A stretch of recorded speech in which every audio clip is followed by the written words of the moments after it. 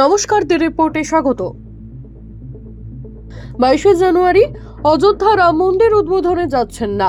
গঙ্গাসাগর মেলায় সাংবাদিক বৈঠক করে স্পষ্ট জানিয়ে দিলেন ওড়িশার জগন্নাথ পুরীতে গোবর্ধন পীঠের শঙ্করাচার্য স্বামী নিশ্চলাनंद सरस्वती। শুনবো তার বক্তব্য। संविधान का अर्थ ही होता है विधि और निषेध। विधि निषेध में ही संविधान होता है। शास्त्र सम्मत विधा से भगवान की प्रतिष्ठा हो, पूजा आदि का प्रक्रम हो, इतनी सी बात है। इसमें कोई शंकराचार्य विज्ञान को प्राप्त नहीं है, मतभेद किसी में नहीं है।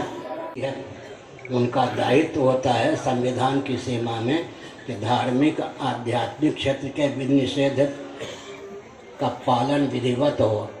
हर क्षेत्र में दखल करना राजनेता का उन्माद माना जाता है। भारतीय संविधान की दृष्टि से भी जघन्य अपराध सिद्ध होता है। हमारी भी अपनी कोई सीमा है, हम कहाँ जाएं कहाँ न जाएं, क्या भोजन करें क्या न भोजन करें, किस क्षेत्र में हस्तक्षेप करें किस क्षेत्र में हस्तक्षेप न करें। जबकि शासकों पर शासन करने का पद शंकराचार्य का है। फिर मूर्ति प्रतिष्ठा को लेकर जो शास्त्र सम्मत विधि निषेध, उनमें लोभ का, भय का, कोई भावुकता का, विवेक का प्रवेश नहीं है। उस विधि निषेध का अनुपालन करना ही प्रधानमंत्री, राष्ट्राध्यक्ष आदि का दायित्व है। उस विधि का अतिक्रमण करके अपने नाम कमाने का प्रयास करना, भगवान से विद्रोह लेना है, हनुमान जी के गधे का पात्र अपने को बनाना है, चकनाचूर होने का मार्ग प्रशस्त करना। अयोध्या से मैंने रूठा है, अयोध्या जाता रहता हूँ, लेकिन मेरा कार्यक्रम 22 जनवरी को अयोध्या जाने का नहीं। ही का सनातन संविधान का संरक्षण प्रधानमंत्री का दायित्व होता है। उसमें हेर फेर करने का अधिकार प्रधानमंत्री का नहीं होता। समझ गए? दर्शन, विज्ञान, व्यवहार तीनों दृष्टियों से सनातन संविधान अकाट्य है। रघु दिलीप इत्यादि महानुभावों ने भी सनातन संविधान का अनुपालन करके ही शासन तंत्र किया था। एक और विचित्र बात, अभी जो भारतीय संविधान है उसकी मान्यता यमराज के न्यायालय में नहीं है, लेकिन सनातन संविधान है वो यमराज को भी मान्य है। कौन व्यक्ति स्वर्ग में जाएगा कौन व्यक्ति नरक में जाएगा, इसका निर्णय भी सनातन संविधान के ही द्वारा होता है। संविधान ऐसा होना चाहिए जो भगवान को भी मान्य हो, यमराज को भी मान्य हो। संविधान ऐसा नहीं होना चाहिए कि यहाँ तो मान्य हो, दूसरे देश को मान्य न हो, अथवा यमराज को मान्य न हो, ईश्वर को मान्य न हो।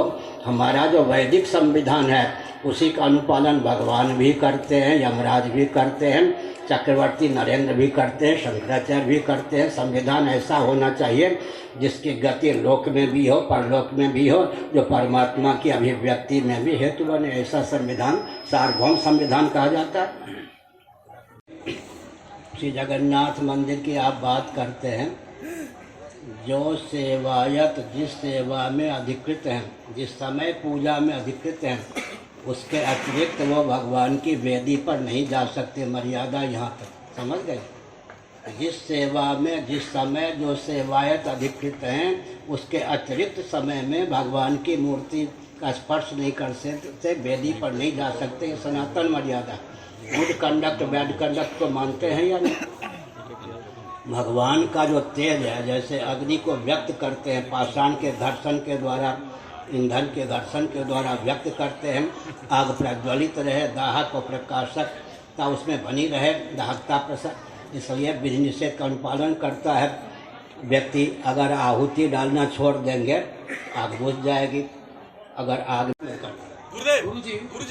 आदेश ऐसा होता है ना, सबकी बातों को सुनता है, पक्ष विपक्ष को, फिर अपना भाव रखता है। सनातन संविधान का मैं विशेषज्ञ हूँ तो आपको मानना ही पड़ेगा।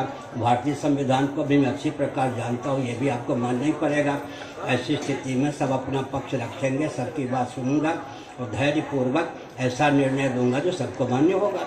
सब प्रसन्नतापूर्वक, भावपूर्वक, अवभाग्य समझ कर मानेंगे। का अध्ययन कीजिए, अनुपालन कीजिए, उसके विधि निषेध को मानिए जो यमराज को भी मानिए। ऐसा न हो कि यहाँ तो आप बुद्धि के बल पर व्यतिक्रम कर लें, लेकिन वहाँ यमराज के झंडे पर।